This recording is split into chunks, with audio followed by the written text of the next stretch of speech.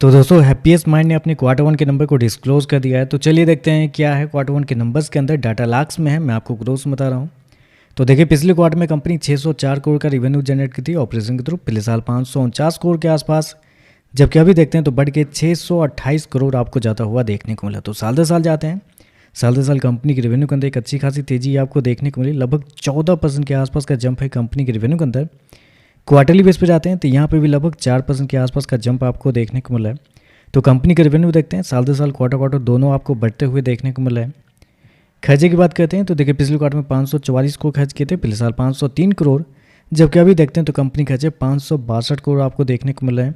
तो खर्चे भी देखते हैं तो खर्चे भी आपको ठीक है, नॉर्मली आपको देखने को मिले, क्योंकि 14% के आसपास का रेवेन्यू है। और साल दर साल देखते हैं तो खर्चे लगभग 12% के आसपास है। तो खर्चे कंट्रोल में आपको देखने को मिले इस क्वार्टर में। प्रॉफिट की बात करते हैं तो देखिए पिछले क्वार्टर में 61 करोड़ के आसपास का प्रॉफिट, पिछले साल 57 करोड़, अभी देखते हैं तो बढ़ के 67 करोड़ के आसपास आपको देखने को मिला। तो प्रॉफिट भी देखते हैं तो प्रॉफिट के अंदर भी एक बड़ा जंप आपको देखने को मिला है। लगभग 16% के आसपास का जंप है कंपनी के प्रॉफिट के अंदर साल दर साल, 16 से 17% के आसपास का जंप है साल दर साल। जबकि क्वार्टरली बेस पे जाते हैं तो यहाँ पे भी लगभग 11% के आसपास का जंप है। तो कंपनी के प्रॉफिट देखते हैं तो प्रॉफिट के अंदर भी एक बेहतरीन तेजी आपको देखने को मिल रही है। ऐसे में अगर कंपनी के मार्जिन अगर आप देखने के लिए आते हैं तो पिछले साल कंपनी का जो मार्जिन था वो था आपका 10.48% के आसपास। पिछले क्वार्टर की बात करते हैं तो 10.12%, जबकि अभी देखते हैं तो बढ़ के 10.75 आपको ज़्यादा हुआ देखने को मिला। तो मार्जिन भी देखते हैं, साल दर साल क्वार्टर क्वार्टर दोनों आपको बढ़ते हुए देखने को मिले। तो हर एक एंगल से देखते हैं तो नंबर आपको अच्छी ही देखने को मिले इस क्वार्टर में।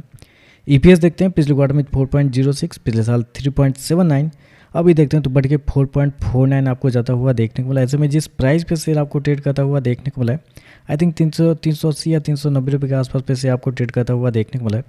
उस पर अगर करंट पी निकालने के लिए आते हैं तो लगभग मुझे लगता है कि 23 के आसपास के पी पे आपको शेयर ट्रेड करता हुआ देखने को मिला है।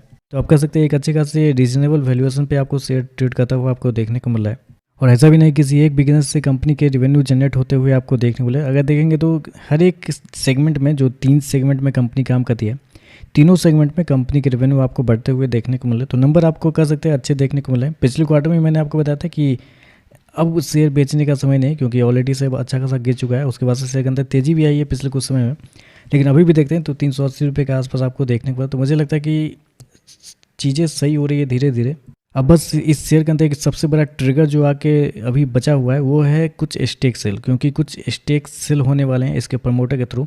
आज जैसे ही वो स्टेक सेल हो जाएंगे उसके बाद से शायद आपको एक अच्छी खासी तेज़ी आपको देखने को मिलेगी, क्योंकि अक्सर देखा जाता है कि जब भी ब्लॉक डील होने वाली होती है तो उससे पहले शेयर थोड़ा रुका रहता है, तो उसके बाद से तेज़ी आती है। एक बड़ी ब्लॉक डील होनी भी है, ऐसा मार्केट का मानना है। तो देखते हैं नंबर पर कैसे रिएक्ट करता है, लेकिन मुझे लगता है नंबर पर ज़्यादा कुछ रिएक्शन होगा नहीं जब तक कंपनी की तरफ से जो ब्लॉक डील होनी बची हुई है, जब तक वो प्रमोटर स्टेक सेल करते नहीं है तब तक ये बड़ी तेज़ी आपको देखने को नहीं मिलेगी।